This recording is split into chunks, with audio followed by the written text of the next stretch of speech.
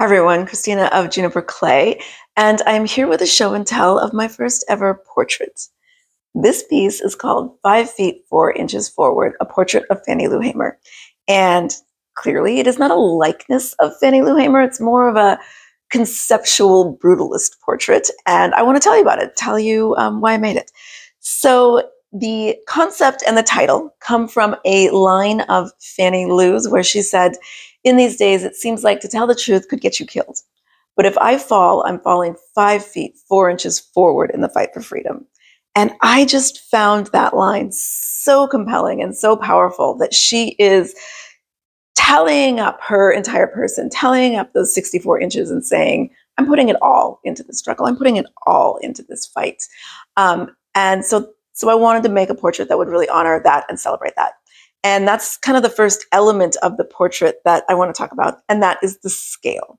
So this piece is 5 feet 4 inches tall. I am 5 feet 4 inches tall. It's on a platform, and so you can see the whole height and scale of it. And I wanted to do a portrait that would really have that presence for her and really give her the full height and the full presence of those 5 feet and those 4 inches in this portrait. So scale is the first thing that I'm using, and I'm also emphasizing that through each one of the individual slabs. So this portrait is constructed of 1-inch slabs of clay stacked vertically, and you can see some of the light shining through, and that is a way of really emphasizing each and every one of those 64 inches. So scale is the first thing.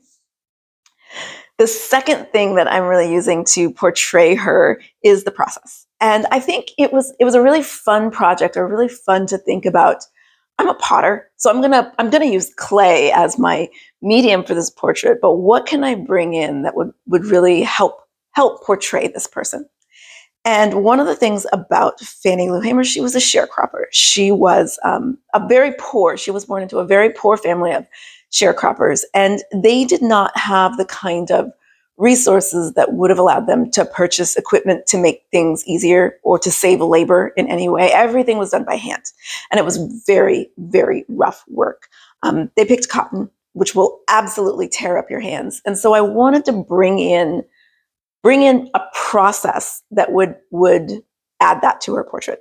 So each one of these slabs was rolled and cut by hand and hollowed out by hand. And then I cut them with this drywaller's palette knife, mudding knife, to give a sharp cut, but also some of the clay would drag along that and create a texture, an individual texture for each one of the bricks on each side, to give it some of that, to show that process and show the work that went into making those, to bring in that aspect of who she was.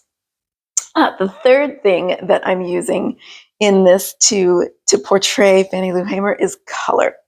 So Fannie Lou was a very dark-skinned Black woman, and there is a thing called colorism that really limits the way people were and still are seen, depending on how dark or how light they are.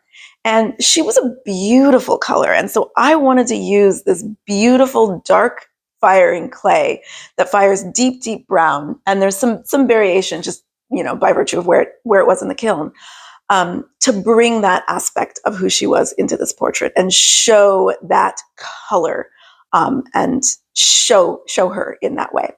So color is the third thing. And then the fourth thing is symbol. There is right here, about a third of the way down, one of the bricks is fractured.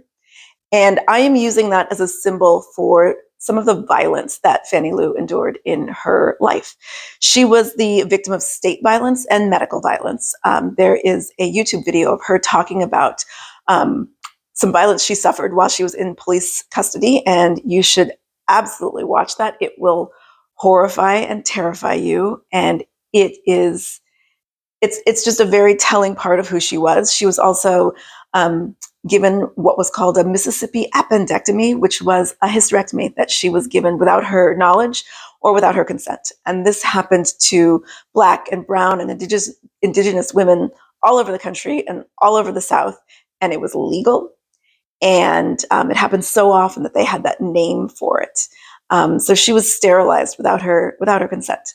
And so those two episodes of violence that she survived, I wanted to put that into her portrait to show that she really used those instances of violence and used her story as part of who she was and part of what she used to show up in the world and convince the world that she had rights that needed to be respected.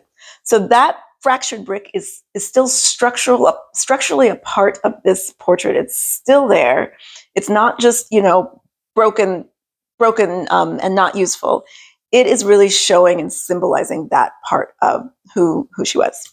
So that is my portrait, my brutalist portrait of Fannie Lou Hamer. I hope you like it. I am going to be submitting it for the Outwin competition, which is a portrait competition at the National Portrait Gallery. And I hope they like it too. Cheers, everyone.